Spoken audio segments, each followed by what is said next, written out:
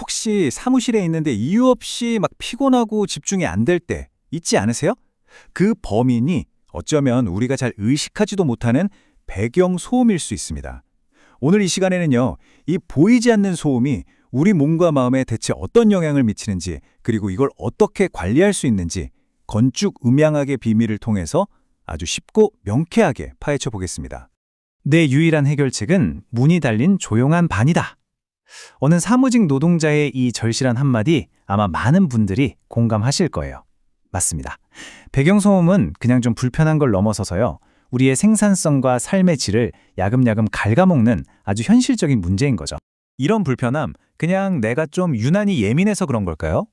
과학은 단호하게 아니라고 말합니다. 자, 이제 기분이 좀 그렇네 하는 감정의 영역을 넘어서서요, 이 소음 스트레스가 우리 몸에 실제로 어떤 흔적을 남기는지 그 과학적인 증거를 직접 한번 확인해 보겠습니다. 정말 놀라운 건 뭐냐면요, 우리는 괜찮은데? 라고 생각해도 우리 몸은 이미 비명을 지르고 있다는 겁니다. 코넬 대학교 연구를 보니까 그냥 평범한 사무실 소음 환경에만 있어도 우리 몸에서는 스트레스 호르몬이 확 치솟는다는 거예요. 그러니까 머리로는 괜찮다고 하는데 몸은 이미 소음과 한바탕 전쟁을 치르고 있었던 거죠. 그렇다면 이 보이지 않는 스트레스를 대체 어떻게 측정할 수 있을까요? 그냥 시끄럽다, 조용하다 이런 주관적인 느낌 말고요, 이 공간의 소음이 얼마나 쾌적한지를 객관적으로 보여줄 뭔가 특별한 기준이 필요하겠죠? 우리가 보통 알고 있는 데시벨이라는 건요, 소리의 물리적인 크기를 재는, 말하자면 그냥 줄자 같은 거예요. 그런데 실내에서는 소리의 크기뿐만 아니라 그 소리의 성질이 훨씬 중요하거든요. 그래서 전문가들은 인간의 귀가 실제로 어떻게 느끼는지를 반영한 소음 기준, 바로 NC라는 훨씬 더 정교한 도구를 씁니다.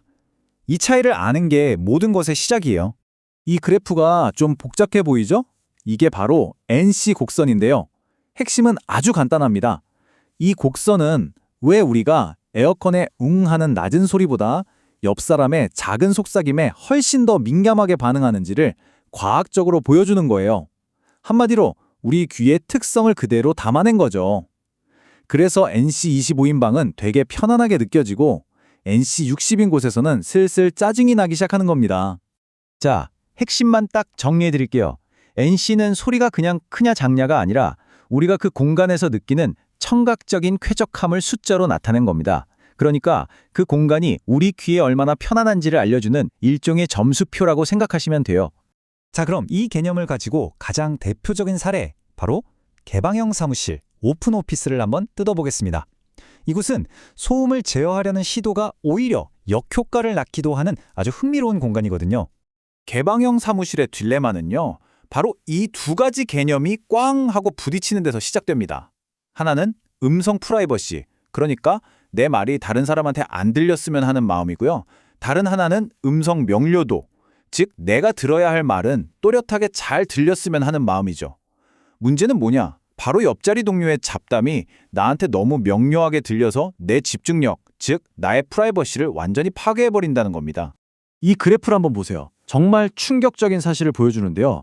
주변 대화가 선명하게 들릴수록 우리의 업무 능력은 말 그대로 수직으로 추락합니다. 그래프 오른쪽으로 갈수록 음성 명료도가 높아지는 건데 성과 그래프는 그냥 뚝뚝 떨어지는 게 보이시죠? 동료의 대화가 들리는 것만으로도 우리 뇌의 소중한 에너지가 그냥 고갈되고 있다는 명백한 증거입니다. 그리고 이 숫자는 정말 충격적입니다. 연구 결과를 보니까요, 소음 문제만 잘 해결해서 생산성을 딱 7%만 올려도 그 경제적인 가치가 무려 사무실 전체 임대료의 절반, 그러니까 50%에 달할 수 있다는 거예요. 다시 말해서 수많은 회사들이 이 소음 때문에 어마어마한 돈을 그냥 허공에 날리고 있다는 뜻이죠. 자, 그럼 이 골치 아픈 딜레마를 대체 어떻게 풀어야 할까요? 여기서부터 이야기가 아주 흥미로운 반전을 맞이합니다. 이 소음 문제의 가장 좋은 해결책이 역설적이게도 또 다른 소음을 더하는 것이기 때문이죠. 아니, 이게 무슨 말도 안 되는 소리야? 싶으시죠? 시끄러운 게 문제인데 소음을 더하는 게 해결책이라뇨. 그런데 여기에는 우리 뇌를 아주 영리하게 속이는 과학적인 원리가 숨어 있습니다. 이게 어떻게 가능한 건지 지금부터 그 비밀을 알려드릴게요. 이게 바로 사운드 마스킹이라는 기술의 마법입니다. 핵심은 뭐냐면요, 방해되는 의미 있는 소리, 그러니까 사람 목소리 같은 것들을 아주 기분 좋은 의미 없는 소리로 살짝 덮어버리는 거예요. 마치 계곡에 놀러 갔을 때 물소리 때문에 주변 사람들 얘기가 잘 신경 안 쓰이는 거랑 똑같은 원리죠. 목표는 완벽한 침묵이 아니라 방해되는 소리를 우리 뇌가 자연스럽게 무시하게 만드는 겁니다. 물론 아무 소리나 막 틀면 그건 그냥 또 다른 소음일 뿐이겠죠. 효과적인 사운드 마스킹은요, 사람 목소리만 콕 집어서 가려주도록 과학적으로 설계된 착한 소음을 사용해야 합니다. 그리고 가장 중요한 건 이 소리 자체가 절대로 새로운 스트레스가 되지 않도록 아주 정교하게 제어되어야 한다는 점이에요.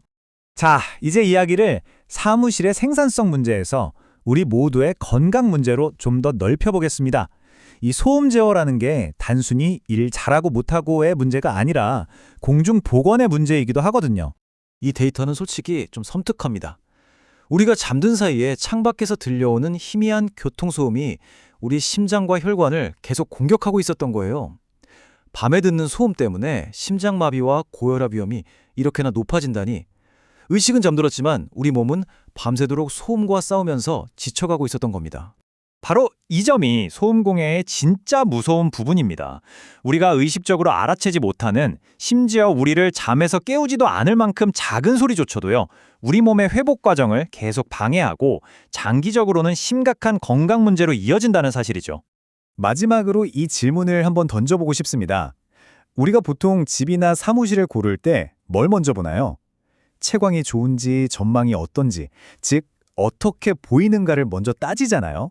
그런데 오늘 우리가 확인했듯이 어쩌면 보이지 않는 소리가 우리의 건강과 행복에 훨씬 더 큰 영향을 미칠 수도 있습니다. 이제 우리 주변의 공간을 어떻게 보이는가가 아니라 어떻게 들리는가라는 기준으로 다시 한번 평가해봐야 할 때가 아닐까요?